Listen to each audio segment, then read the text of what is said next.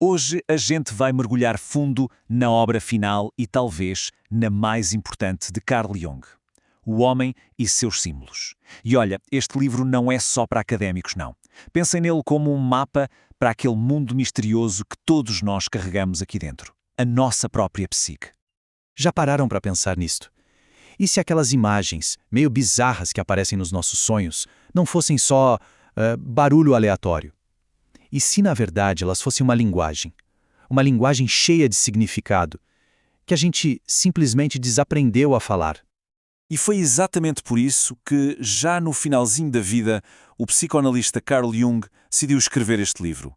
Depois de receber uma verdadeira enxurrada de cartas de gente comum, sabe? Pessoas normais, fascinadas com as ideias dele. Este livro não foi feito para ficar na prateleira de académicos. De jeito nenhum. Foi um esforço consciente para partilhar o trabalho de uma vida inteira com o grande público. A missão de Jung era, no fundo, criar uma espécie de pedra de Roseta, só que para a nossa mente inconsciente. A esperança dele era nos dar as ferramentas para a gente conseguir, finalmente, decifrar as nossas próprias mensagens internas. É fascinante, não é?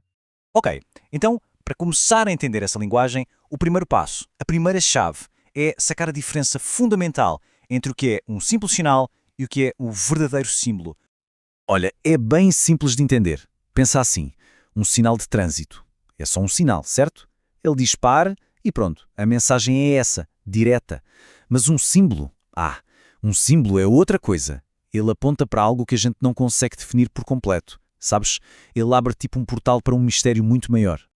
A cruz, por exemplo. Não são só duas linhas que se cruzam, né? Para milhões e milhões de pessoas, ela evoca histórias de sacrifício, de redenção, de fé. Carrega um peso emocional e espiritual de milénios. A mesma coisa com a roda. Pode simbolizar os ciclos, o destino, a ordem do universo. E o que é realmente incrível, o que deixa tudo mais fascinante, é que esses símbolos tão poderosos não são exclusivos de uma cultura só. De jeito nenhum. Eles aparecem de novo e de novo ao longo de toda a história da humanidade. E aqui temos um exemplo que é sinceramente cair o queixo. Os símbolos dos animais dos evangelistas cristãos. Eles têm paralelos diretos com os 4 filhos do deus sol egípcio Horus. O que isso sugere que talvez não sejam as culturas que inventam esses símbolos do zero, mas sim que existem certos padrões simbólicos fundamentais que simplesmente ecoam através de algo que a gente poderia chamar de psique humana coletiva. Certo, mas onde é que essa linguagem simbólica fala com a gente de forma mais clara, mais direta? Para Jung, a resposta era uma só e era bem clara, nos nossos sonhos. Para Jung, os sonhos são, basicamente, a forma que a natureza tem de conversar com a gente. São mensagens diretas do nosso inconsciente, tentando restaurar o nosso equilíbrio psicológico. E muitas vezes eles vêm para revelar umas verdades bem desconfortáveis, daquelas que a nossa mente consciente faz de tudo para ignorar. Como o próprio Jung dizia, muitas crises nas nossas vidas têm uma longa história lá no inconsciente. A gente vai caminhando em direção a elas, passo a passo, sem perceber o perigo. E às vezes, os sonhos são exatamente isso, um sistema de alerta, um alarme que toca, enviando avisos urgentes antes que o desastre aconteça. E este caso aqui é um exemplo trágico, mas muito, muito poderoso. O sonho do alpinista era uma metáfora quase literal do que ele estava a fazer na vida real, arriscando tudo, se jogando no vazio. O inconsciente dele percebeu o perigo real, um perigo que a arrogância da sua mente consciente se recusava a enxergar. Então vamos lá. Se os sonhos têm uma linguagem própria, essa linguagem precisa ter uma gramática, certo? Um conjunto de regras, de padrões que se repetem. E para Jung, esses padrões universais, essa gramática da alma, são os arquétipos. Pensem nos arquétipos como se fossem o software básico da psique humana. Um software que todos nós partilhamos.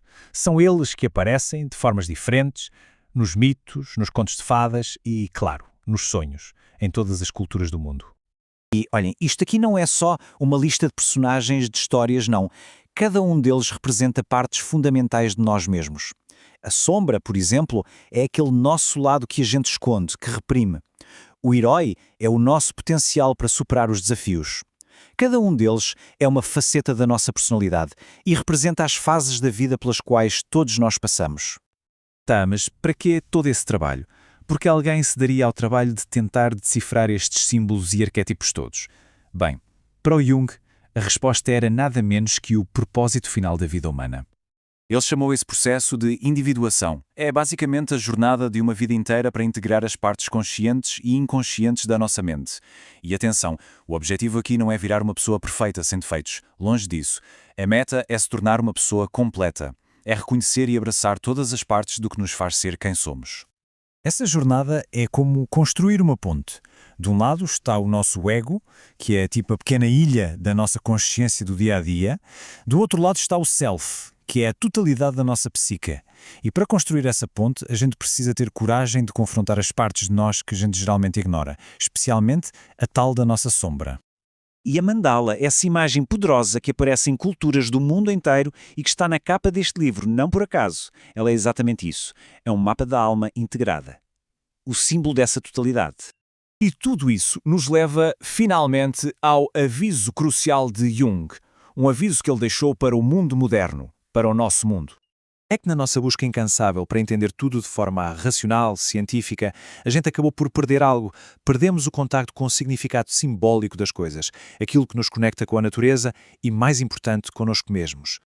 O que a gente fez foi desencantar o mundo, retiramos o mistério das coisas e, nesse processo, acabamos por nos afastar de uma fonte vital de significado. É um preço alto a pagar. As nossas vidas hoje são dominadas pela deusa da razão. E essa, para Jung, era a nossa maior e mais trágica ilusão. Porque ao ignorar o inconsciente, esse mundo imenso de sonhos, símbolos e instintos, corremos o risco de viver uma vida pela metade.